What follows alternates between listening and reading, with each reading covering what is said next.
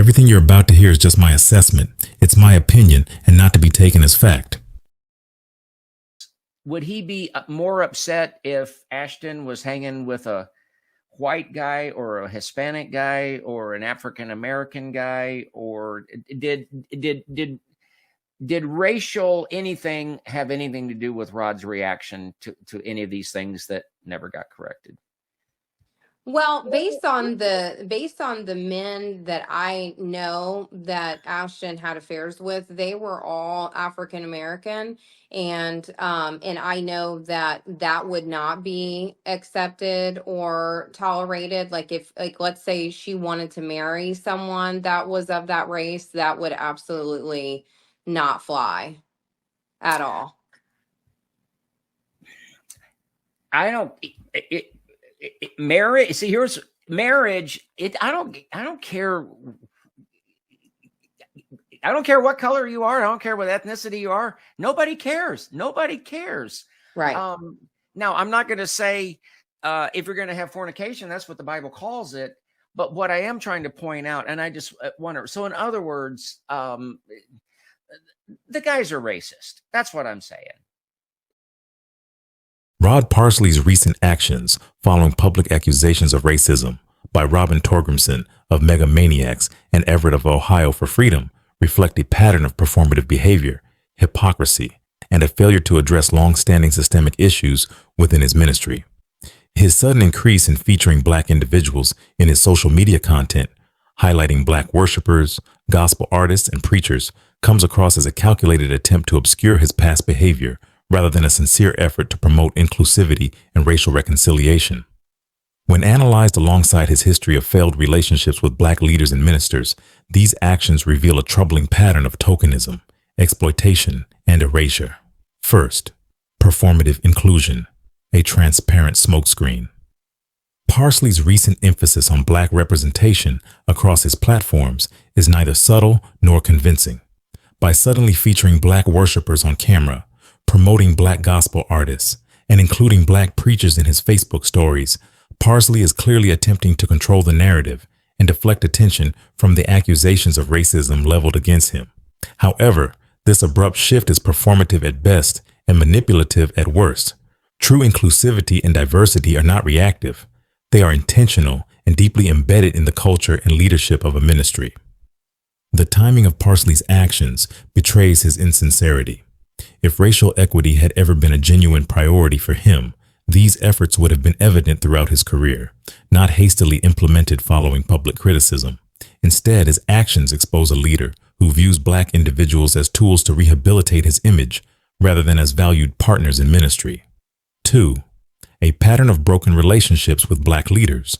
Rod Parsley's history is littered with strained or severed relationships with Black leaders who were once prominent within his ministry.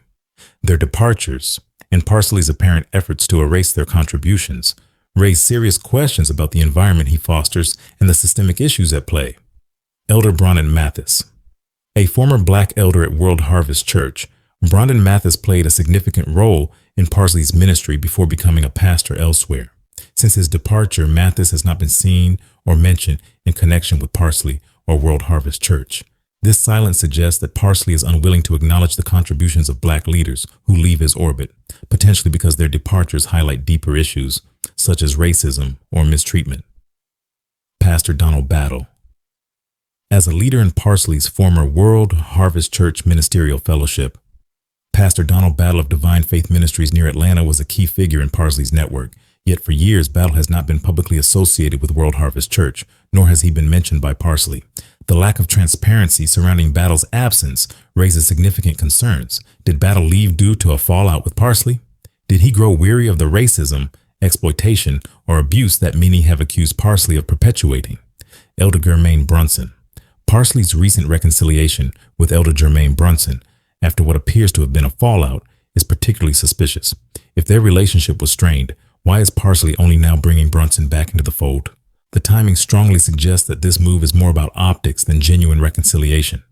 Brunson's return seems designed to give the appearance of diversity and unity at a time when Parsley's reputation is under fire. Elder Wendell Lowe. Parsley's longtime Black organist, Elder Wendell Lowe, is another figure whose relationship with Parsley seems fraught. Lowe once left the church for several years before returning. While the reasons for his departure and return are not publicly known, his absence raises the question of whether he, too, experienced the same racism, abuse, or toxic leadership that others have hinted at. 3. Erasure and exploitation of Black leaders. One of the most troubling aspects of Parsley's behavior is his apparent erasure of Black leaders who leave his ministry. Brandon Mathis and Donald Battle, once prominent figures within World Harvest Church, are now conspicuously absent from Parsley's narrative. By failing to acknowledge their contributions or address their departures, Parsley not only disrespects these leaders, but also perpetuates a pattern of exploitation. This erasure is compounded by Parsley's recent attempts to exploit Black individuals for his own benefit. By suddenly flooding his platforms with images of Black worshipers, artists, and preachers, Parsley is using Black representation as a shield against accusations of racism. This is not genuine inclusivity. It is tokenism designed to deflect criticism and silence dissent. 4. Overcompensation as an admission of guilt. Parsley's recent overemphasis on Black representation is a glaring red flag. His sudden need to feature more Black individuals, after decades of operating in a predominantly white evangelical space, feels less like a celebration of diversity and more like an admission of guilt. If Parsley had truly valued racial equity, these efforts would have been a natural part of his ministry from the beginning, not a hastily implemented PR strategy. By overcompensating in this way, Parsley is inadvertently drawing more attention to the accusations against him. His actions suggest that he believes he can drown out criticism by saturating his platforms with images of Black individuals. However, this approach only highlights the lack of genuine inclusivity in his ministry prior to these accusations. 5. A failure to address the root issues. Despite his recent efforts to curate his image, Rod Parsley has failed to address the root issues at the heart of the accusations against him. Where is the acknowledgement of his alleged racism? Where is the accountability for the strained relationships with Black leaders? Where is the commitment to systemic change within his ministry? Instead of engaging in open dialogue or taking responsibility, Parsley has chosen to deflect and distract. His refusal to address these issues head-on speaks volumes about his priorities and character. True accountability begins with transparency and a willingness to confront uncomfortable truths, not with performative gestures designed to save face. The broader context: racism in evangelicalism. Parsley's actions are emblematic of a larger problem within the evangelical world, where racism is often ignored or minimized. Black individuals are frequently welcome to perform, preach, or participate as long as they align with the agendas of white leadership. However, their voices are rarely empowered to challenge systemic inequities or bring about meaningful change. Parsley's behavior reflects this dynamic, using Black individuals as tools to further his own agenda rather than as partners in ministry. 7. A call for accountability. Robin Torgrimson and Everett have done the difficult but necessary work of calling out Rod Parsley's racism and holding him accountable. Their courage should inspire others to demand transparency and justice, not just from Parsley, but from all leaders who perpetuate systemic racism and abuse under the guise of faith. Parsley's performative gestures are not enough. He must address the accusations directly, reconcile with those he has wronged, and commit to meaningful, lasting change. Conclusion. Rod Parsley's recent behavior is a textbook example of performative allyship and insincere attempts at damage control. His sudden focus on featuring Black individuals in his ministry is a transparent attempt to deflect attention from legitimate accusations of racism. The strained relationships with Black leaders like Brandon Mathis, Donald Battle, and Jermaine Brunson highlight a troubling pattern of exploitation, erasure, and abuse within his ministry.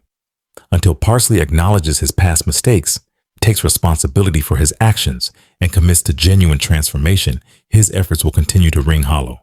The voices of Robin Torgrimson and Everett are crucial in exposing these issues and demanding accountability, not just from Rod Parsley, but from the broader evangelical community.